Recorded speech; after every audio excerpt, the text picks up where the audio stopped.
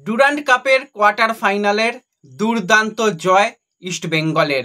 চিরপ্রতিদ্বন্দ্বী দল মোহনবাগান সুপার জায়েন্টকে 2-1 গোলে হারিয়ে দিয়ে সেমিফাইনালের টিকিট পাকা করে নিল অস্কার ব্রুজনের ছেলেরা। এবং সত্যি অস্কার ব্রুজন যেরকমভাবে দল গড়তে চেয়েছিল সেইভাবে কার্যকর্তা শীর্ষকর্তা থেকে শুরু করে সবাই মিলে কিন্তু একটা শক্তিশালী দল গঠন করেছিল, যাতে অন্তত ভালো একটা পারফরমেন্স সমর্থকদের মুখে অন্তত হাসি এনে দেওয়া যায়। তো সেইভাবে ইস্টবেঙ্গল দল গঠন করেছে এবং একটা ভালো দল, একটা শক্তিশালী বেঞ্চ থাকলে ম্যাচ কিন্তু খারাপ দিনে এসেও জেতা যায় এবং কিছু ম্যাচ তো ডমিনেট করে জেতা যায়, যেই ডমিনেট করে জিতেছে আজকে ইস্টবেঙ্গল। তো প্রথম যেটা বড় ইস্টবেঙ্গলের ডার্বি ম্যাচের আগে ধাক্কা হয়েছিল সেটা হচ্ছে মোহাম্মদ রাশিদ, তাকে দেশে ফিরে যেতে হয়েছিল, তার বাবা মারা গেছেন। তো সেই রাশিদের ছিটকে যাওয়াটা সব থেকে বড় ইস্টবেঙ্গলের জন্য ধাক্কা, মেন্টালি ধাক্কা। কারণ রাশিদকে রেখে মাঝমাঠের পরিকল্পনা সাজাচ্ছিল অস্কার, সেক্ষেত্রে অল ইন্ডিয়ান ডিফেন্স আর মাঝমাঠে পুরো বিদেশি মাঝমাঠ নিয়ে একটা শক্তিশালী নতুন প্ল্যানিং হয়তো ইস্টবেঙ্গলের কাছ থেকে আমরা দেখতে পেতাম। কারণ ইস্টবেঙ্গল যে গ্রুপটাতে ছিল সবাই বলতো এই তো চুনোপুটিদের দল, সাউথ ইউনাইটেড, ইন্ডিয়ান এয়ারফোর্স, ওদের বিরুদ্ধে গোল করে কি হবে, বড় জায়গায় এসে ইস্টবেঙ্গলকে করে দেখাতে হবে। আমিও মানছি বড় জায়গাতে এসে ইস্টবেঙ্গলকে করে দেখাতে হবে। তো সেই জন্যই তো নানান রকম পরিকল্পনা, প্ল্যান এ প্ল্যান বি দরকার। যেখানে প্ল্যান এর সব থেকে গুরুত্বপূর্ণ প্লেয়ার ছিটকে গেল ঠিক ম্যাচের 48 ঘন্টা আগে, সেখানে প্ল্যান বিতে গিয়ে দলকে রেডি করাটা খুব চাপের ব্যাপার। সেটা কিন্তু অস্কার ব্রুজন করেছিল এবং তার যে ফলাফল সেটা কিন্তু আজকে ম্যাচের রেজাল্ট। ফার্স্ট হাফ ইস্টবেঙ্গল পুরো মশালের তেজ পুরো দেখিয়েছে, যে লড়াই, যে অ্যাটাক, যে performance, one of the best performance last 10টা ডার্বির নিরিখে এটা ইস্টবেঙ্গলের বলতে হয়। ফার্স্ট হাফে ইস্টবেঙ্গল যে লড়াইটা দিয়েছিল, সেখানে প্রথমেই ইস্টবেঙ্গল অ্যাটাক তৈরি করে প্রথম মিনিট থেকেই। দুটো উইঙ্গার, একদিকে বিপিন একদিকে এডমন্ডকে দেখে বেশ ভালো লাগছিল, পজিটিভ লাগছিল। এবং সবথেকে পজিটিভ ব্যাপার, মিগুয়েল যেভাবে মিডফিল্ড ডমিনেট করছিল। কিন্তু আমরা ভাবি এক আর উপরওয়ালা ভেবে রাখে আর এক, সেটা কিন্তু আজকে মাঠেও দেখা গেল। আমি যখন লাইভ করছিলাম তখন আমার দেখে মনে হলো যে সব সময় তো বোঝা যায় না ওইভাবে ক্লিয়ার, যে আমার মনে হলো হামিদ হয়তো ইনজুরি পেয়েছে প্রথম দিকে। তারপর ভাবলাম না, হয়তো ওটা আনোয়ার। তারপর দেখলাম ঠিক আছে, সেখানে যারা ছিল মেডিকেল টিম সেখানে গিয়ে তাকে সুস্থ করলো, করে আবার মাঠে নামলো, কিন্তু সে কন্টিনিউ করতে পারলো না, তার মাসাল ইনজুরি। সে ঠিক করে দাঁড়াতেই পারছিল না, বসে পড়লো। সঙ্গে সঙ্গে কিন্তু ডিমিকে কোচ নামাতে বাধ্য হলো, যেই ডিমিকে বেঞ্চ থেকে শুরু করানো হয়েছিল, যে ডিমি অফ ফর্ম চলছে না, ঠিক আছে সেকেন্ড হাফে দেখা যাবে কি করা যাবে, ভাবনা চিন্তা করা যাবে। সেই কথায় আছে না, ভগবান পরিকল্পনা করে রাখে। সত্যি পরিকল্পনাটা হয়তো আজকে ডিমির নামে করে রেখেছিল। কে জানতো আজকে হামিদের চোট অত আর্লি মুভমেন্টে ফার্স্ট 15 মিনিটে আসবে। সেখানে ডিমি নামলো, তারপর পুরো রাজার রাজা এলো, ডিমি রাজ আজকে আমরা দেখতে পেলাম। যেই ডিমিকে নিয়ে প্রচুর কথা হয়েছে, আমরা প্রচুর কথা বলেছি। প্লেয়াররা ভালো পারফরমেন্স করলে মাথায় তুলে নিয়ে সবাই নাচবে, খারাপ পারফরমেন্স করলে অবশ্যই বলবে। তো যেই ডিমি ইস্টবেঙ্গলের জন্য গলার কাঁটা হয়ে দাঁড়িয়েছিল, যেই ডিমি প্রত্যেকটা লাল হলুদ সমর্থকদের এক প্রকার খারাপ লাগার জায়গা, যে ডিমি পারছে না, সেই ডিমি কিন্তু আজকে গলার মালা হয়ে গেল। এটাই ফুটবল, এটাই বলতে হয়। তো ডিমি জাস্ট এলেন, দেখলেন, গোল করলেন। আজকে যদি ডিমি হ্যাটট্রিক করে দিত না, অবাক হওয়ার কিচ্ছু থাকতো না। ডিমির যা আজকে বডি ল্যাঙ্গুয়েজ ছিল, প্রথম থেকেই যা বডি ল্যাঙ্গুয়েজ ছিল, ব্রিলিয়ান্ট বডি ল্যাঙ্গুয়েজ। যখন একটা ক্ষেত্রে আমার মনে পড়ছে এডমন্ড একটা জোরালো শট রেখেছিল, সেখানে ভিশাল কিন্তু সেটাকে সেভ করেছিল। তার পরবর্তী সময় কিন্তু ওরকম আবার একটা জায়গা একটুখানি খেলাটাকে থামিয়ে দেওয়া হয়েছিল, সেখানে ভাই ডিমি গোল মেরে দিয়েছিল, যদিও অফসাইড থেকে ডিমি গোল মেরে দিয়েছিল। তখন আমি হাসতে হাসতে বলছিলাম লাইভ করতে করতে যে ডিমি আজকে অফসাইড থেকে গোল করেছে, তো অন সাইড থেকেও ডিমি গোল পাবে। তো সেখান থেকে অন সাইড থেকেও ডিমি গোল পেয়েছে।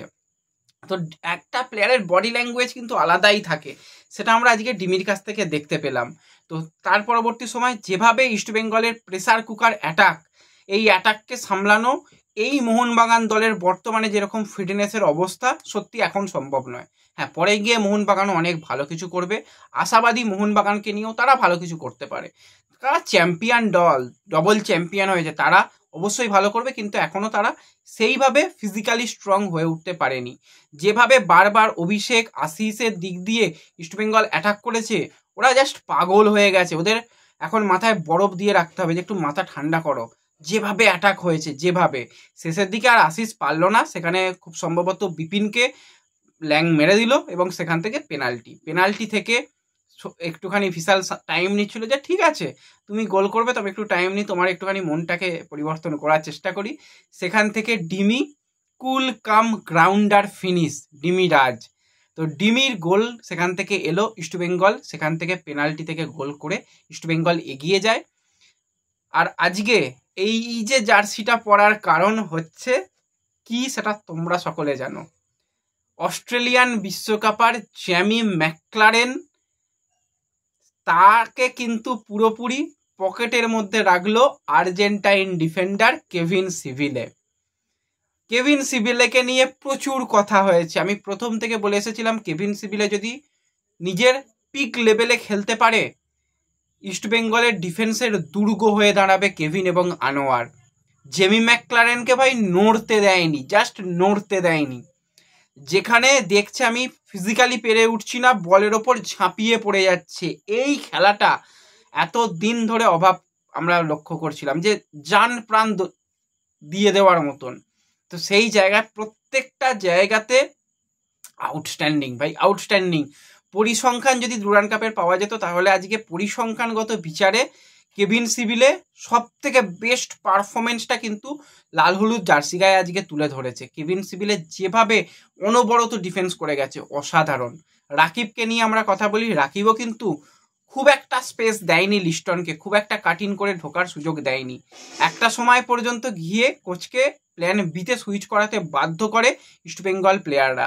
সেকেন্ড হাফে ইস্টবেঙ্গল আবারও সেই একই রকম খেলা শুরু করে। হ্যাঁ, প্রথম দিকে বেশ কিছুক্ষণ কিন্তু মোহনবাগান তারা অ্যাটাক করেছিল, কারণ তারা পিছিয়ে রয়েছে, তারা অ্যাটাক তো করবে, এটা স্বাভাবিক ব্যাপার।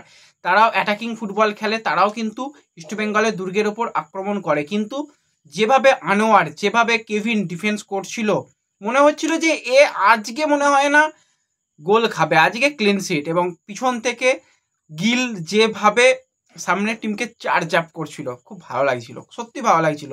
লালচোংনুঙ্গা একদম পারফেক্ট। জয়গুপ্তা আমি জানি না সে ফার্স্ট চয়েস হবে কি, লালচোংনুঙ্গা কিন্তু সে লেফট ব্যাকটাকে একদম বোতলবন্দি করে ফেলেছে, একদম সিল করে ফেলেছে। দারুণ ডিফেন্স করেছে, ডিফেন্স তো অসাধারণ ছিল। তার সাথে সাথে যেভাবে যে রোলে আজকে সল পুরো গেম কন্ট্রোল করেছে, ক্যাপ্টেন আর্মব্যান্ড তার হাতে ছিল, সত্যি অনবদ্য। যেভাবে যখন খেলা অত পরিমাণ মোহনবাগান ডমিনেট করছে, পেস ডাউন করতে হয়, কিভাবে করতে হয় সল আজকে দেখিয়ে দিল। একজন স্লো প্লেয়ারও দরকার কিছু কিছু ম্যাচের জন্য, সেটা আজকে সল করেছে। মিগুয়েলের কথা যত বলবো তত কম। মিগুয়েল তো পুরো যখনই বল ধরছে তখনই কিন্তু অপোনেন্ট দলের রীতিমতন মাটি কাঁপিয়ে দিচ্ছে, মাটি ধরিয়ে দিচ্ছে তাদের, যেভাবে অ্যাটাক করেছে। দ্বিতীয় যে গোলটা এলো, সেই গোলটার ক্ষেত্রে লালচোংনুঙ্গা সে কিন্তু একটুখানি অ্যাটাক করার চেষ্টা করছিল। তারপর দেখছি আমার সামনে অনেক প্লেয়ার, অপরদিকে দারুণ পজিশনে রয়েছে এডমুন। চলো এডমুনকে একটা বল আমি এখান থেকে সুইচ করি, পুরো সুইচ করলো বল। এডমুন্ডের ভাই first touch, Edmund Indian player নয়, বিশ্বাস করো নয়, এডমুন বিদেশি প্লেয়ার।